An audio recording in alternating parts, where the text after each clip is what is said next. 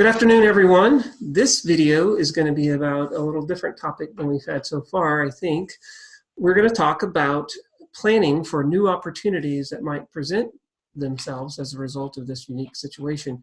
You have heard me talk a lot about when you have adversity, you have opportunities to innovate, create, and discover. But to do that, you need to have some sort of planning process that allows you to prepare for these new potential opportunities, to establish, a plan with resources and so forth. And we have a friend with us today.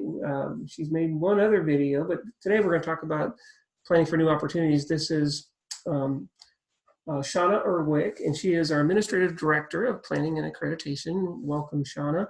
And maybe I can have you start by talking about how this fits within your scope, that kind of falls outside of the normal strategic planning. In our strategic plan, we have goals that, talk about going after opportunities based on demand. So how does this fit within your scope of work?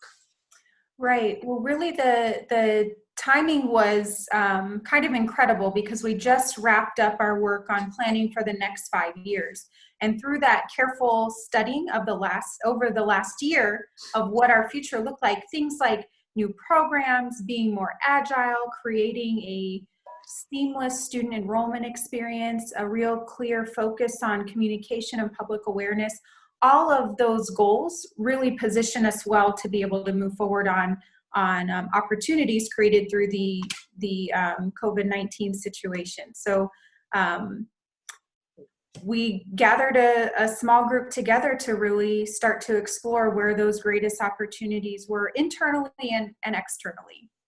And I'm on that small group, and we're going to expand that group as we begin to identify a number of areas. And some of the things we've talked about are, one of the things is that there may be an opportunity for, maybe there's a kind of increased interest in our career and technical areas, as an example, is one new opportunity. Do you want to tell us about some of the others that we talked about?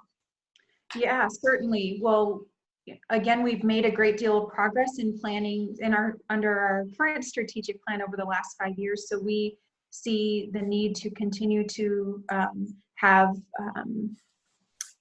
top state-of-the-art top-line facilities that have capabilities for distance ed. We see the need to continue to expand our online and hybrid programming, doing student affairs providing student affairs in a variety of situations, strengthening partnerships with our legislators and our local and state governing officials to help them champion some of the work that we're doing and be able to help move the state forward in addressing the skilled workforce needs through this. And I think some of the specific opportunities that we've been talking about in that smaller group is, of course, when we say an increased interest in career and technical, that is coming from this notion that to some degree, the number of those career and technical programs are sort of pandemic resistant, in the sense that those are skills and industries that have been able to continue. For example, the health sciences was really super important, or has been important and continues to be during this time.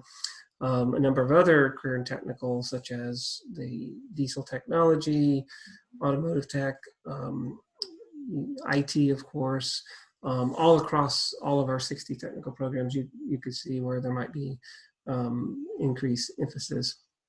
The other thing we've been talking about is there are a lot of folks that are on unemployment now that are going to be seeking retraining opportunities, and some of those will be shorter than others.